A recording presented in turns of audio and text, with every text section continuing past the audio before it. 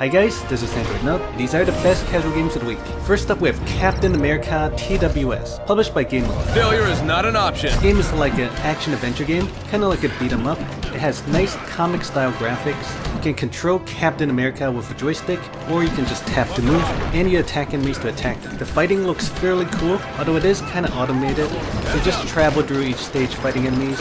There are skills to use and you can swipe to grow your shield.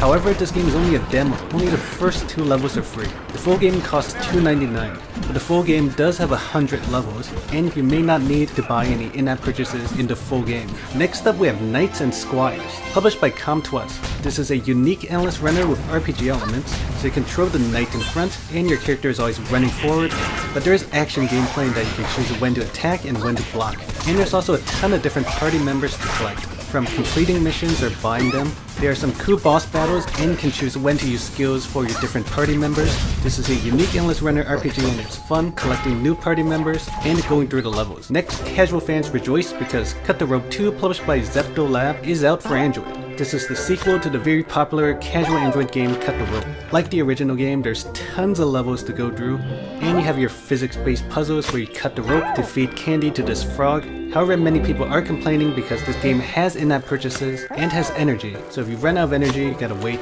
They definitely should have just made a paid version, but this game is probably still worth it if you like Cut the Rope. Next up we have Star Wars Assault Team, published by LucasArts. Here's a Star Wars card-based game where you play Han Solo and you go through many stages fighting enemies and collecting new cards and party members. The game does have a story, which is kinda casual, so it's not like a big serious story. The combat is turn-based, so you tap enemies to attack them and you have to wait for your turn, and you kinda go back and forth with the enemies. Your character automatically moves around a 3D environment, which is a nice addition. It's not just some 2D background.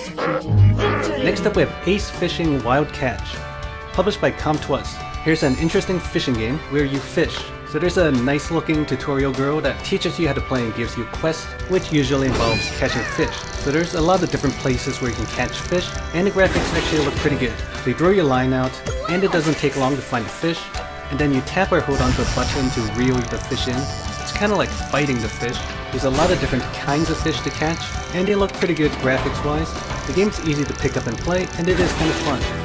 Next up is Neon Command, published by HeroCraft. Here's a retro game that's kind of like a mix of Space Invaders and Arkanoid. So there's like aliens coming down to attack your city, and draw lines to bounce their attacks back at them to destroy them. Some levels you draw circles, which creates a cool gravity effect. Basically the goal is to defend your city by reflecting the enemy attacks. There's some cool boss battles, and this is an interesting casual game.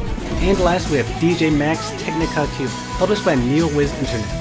This is a cool music rhythm-based game. The screen is divided into 2 parts, and you have to tap the circles when the line goes over them. There's some where you have to drag the circle or tap multiple times or hold on to the circle. This game is supposed to have over 50 songs, but you have to unlock most of them with the money you make in the game. Every song has its own background video, which looks pretty cool, but it can be kind of distracting. It's fun, although it does take a long time to unlock new songs, and the game's like 2 GB in file size.